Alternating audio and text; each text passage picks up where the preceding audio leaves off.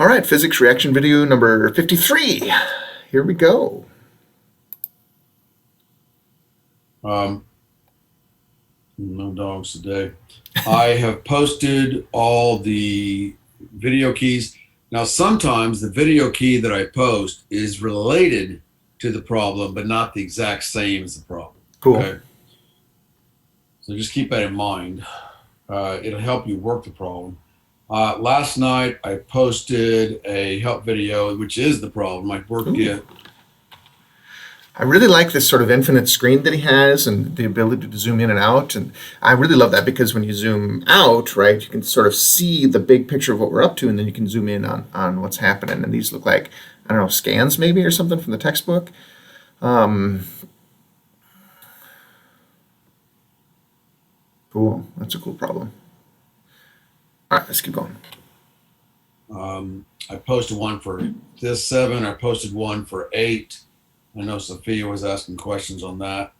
Love it. I posted one for 9, and 10 didn't even really deserve a video. I just posted the key. 11, I posted a video like it too. It's just that tangent angle method. 12. Come on, man. I'll go ahead and post a key, but it doesn't deserve a video. Now, That's then awesome. we have 13 and 14 and 15. They're all, we're going to work 15 together if we haven't. I don't know. I've worked it in some classes I haven't. But we'll work that one together if we haven't already today. So I will get 13 and 14 posted, either a video to that or a video one similar. And then on Sunday, I'll post the last 5. And they'll all be about vectors. We'll start into vectors again today. So Interesting. First hour today. All that stuff is from the launch. And keep in mind that that a true damping envelope is not linear. I looked last night just to see, well, are there some that maybe they're linear? No. I cannot find any that are linear. The only reason I do linear is because it's easier, and it gets the point across. It plants a seed in your head about damping. Yeah, interesting. So I see what he's talking about here. So the damping that you normally see in oscillations like this tends to be exponential. And there's a couple of ways to think about that. Number one, it is basically what happens, because the exponential function is this wonderful function that says, hey, the change that's going to happen depends on how much you have, right? And so typically, for example, moving about in air, the amount of sort of resistance you get, it kind of depends how fast you're going, right? And so how high you are in a oscillation, or what your amplitude is, the air doesn't care where you are, but to get there you had to go fast. So the slope here is quite high. And so exponential is a pretty decent approximation of what happens in real life. Linear basically is saying, hey, the damping, the amount of energy I'm sucking out of you is at the rate is going to stay the same. Well, I guess actually we square the amplitude, so there's something funky there too. But the other problem with linear, and it's wonderful how he's cropped it here. The other problem with linear is that it goes to 0 and then crosses, right? So there's a fundamental sort of smoothness problem with linear. You would think linear is the smoothest function there is, but there's a problem if you let it go to 0. There's this really famous joke paper that got published decades ago where they took the best estimates of the speed of light, measurements of the speed of light over the centuries. And so, of course, the early ones had these gigantic error bars, and then the next one, had much better error bars. And by the time you get to sort of a modern measurement of the speed of light, the error bars were small, but you're allowed to fit a line to that. And they showed that, my image is backwards. They show that, obviously the speed of light is extrapolating down to 0. And again, linear is a problem. So, but I love what he's talking about, like to be able to say, look, it's just going to get smaller and smaller and smaller is super useful. And I think that he was using that to get his point across whenever he did this. But then he's like, that's not really how it works. So we might have to deal with exponential after all. I'm going to show you this. Well, let me finish that thought first. So, I in the Facebook post where I posted all the screenshots, I also then Cool. post the wrap up video or a link to what we're doing right now. And then below that, I'm going to always start posting just expansion ideas, Cool. things that maybe it's beyond the scope of the course, or maybe things there's no time to get to, but I still want you to be exposed to it. Because remember, the Facebook group is forever. I mean, Canvas goes away in May, but the Facebook group, That's as interesting. long as Facebook's a company, will never go away. Wow, there's Long some cool after stuff I'm in here. gone, we'll still have the Facebook group. I wanted to show you this. Okay, because somebody asked, There we what's go. a real? So there's the exponential drop that I was talking about here, and so it doesn't have a problem at zero. Basically, asymptotes down to zero, right? So this is what happens. It it rapidly falls, and then the amount of time it takes to fall half again is the same amount. So it falls to half in about what, zero point 0.3 seconds. So at 0.6 seconds, it must be to about a quarter, and yeah, so you can see that every 0.3 seconds or so, it falls another half. So this is much more realistic, but I totally get why he would do the linear to get across the idea that you just have to sort of put a function and multiply your sinusoidal function by another function. Damping function look like? And I think I've showed you something. But this is more natural damping. You know, you have that button on your calculator, the LN button, the natural log button, as opposed to the LOG button. Let me turn this up so I can hear if you have a question. So the LN button is related to E function, right? And you guys have heard of E functions. Interesting. So most logarithms are e to the negative x, and you plug in a formula up there. That's how things naturally decay. Okay, a lot of things decay. This happens to be oscillations, but radioactivity, those kind of things, half lives, all those kind of things. The amount of sample you still have after a given Love that. amount of time, all those are functions of E. So, like pi, if we go to another planet that has a technological society, they'll know pi. And that's one way. I don't know if we put pi, I bet we did. We had to have put pi on Voyager that went off the probe, Voyager 1, Voyager 2. So that's actually a really interesting question, right? Like, how would we communicate to another intelligence that we understand what pi is? Because we have to communicate what our base numbering system is, right? So you can actually do a base of anything. So if you do base 10, we're used to 3.14159. If you do use base 2, right, it's, let's see, must be 1.01101110 or whatever, right? And read the book Contact, and you'll see something really cool about that way of thinking about pi towards the end. It's not in the movie.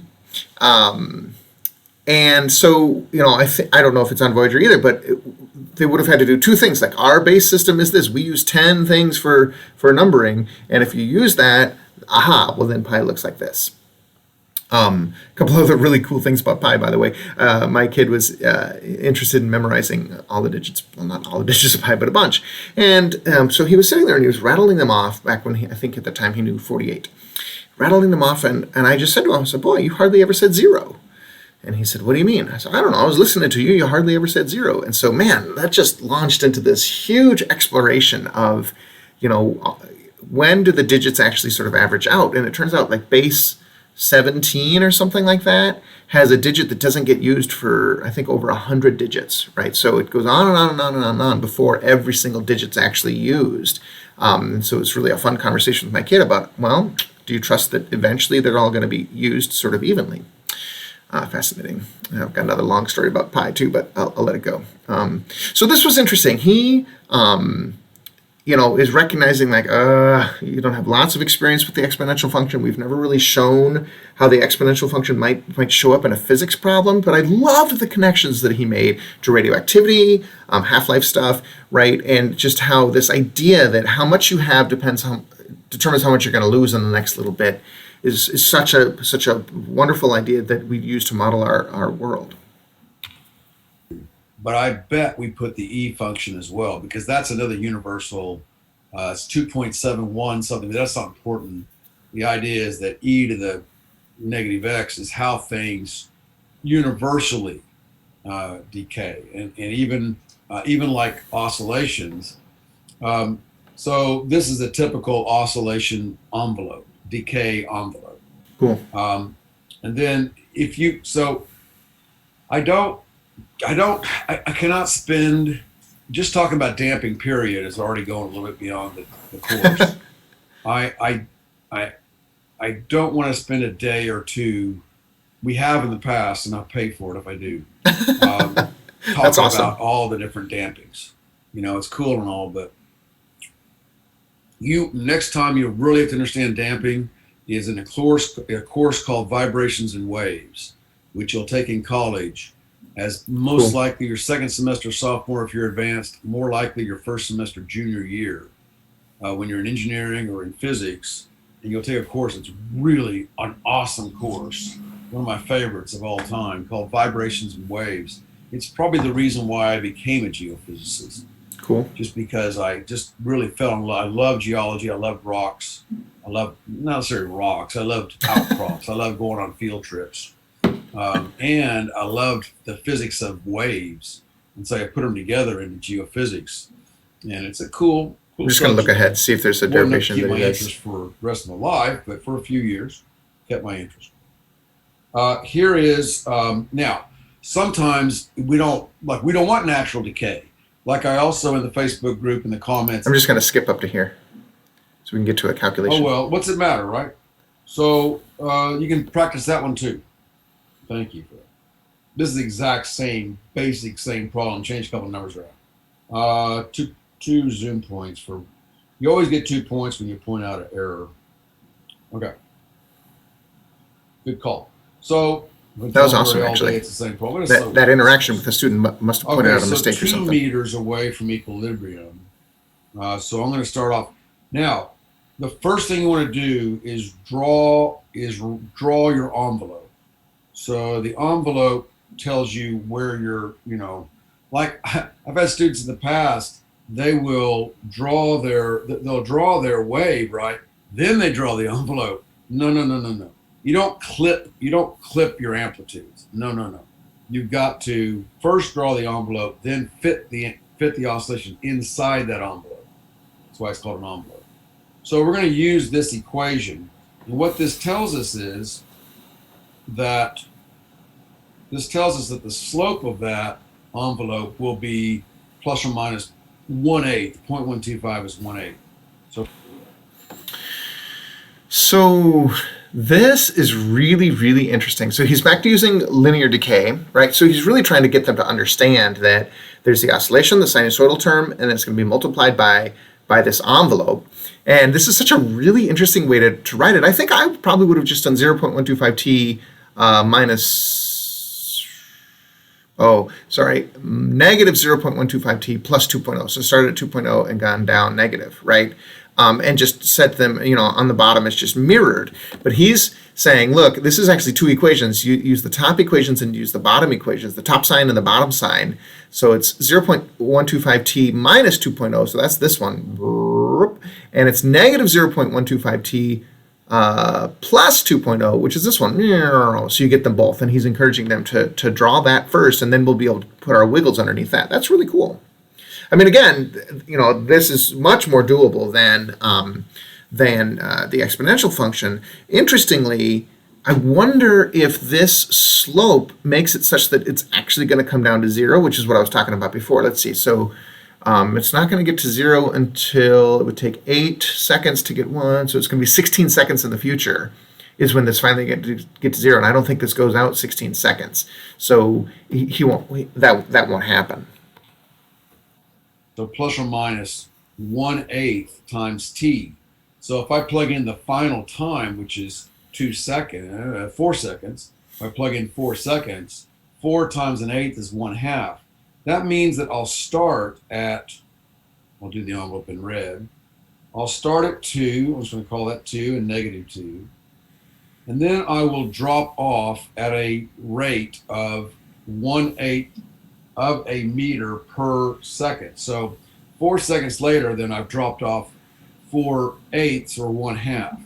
So I'll put 1/2 here. Yeah. I've dropped off down to Yeah, you can see it's not going to go to 0. My amplitude.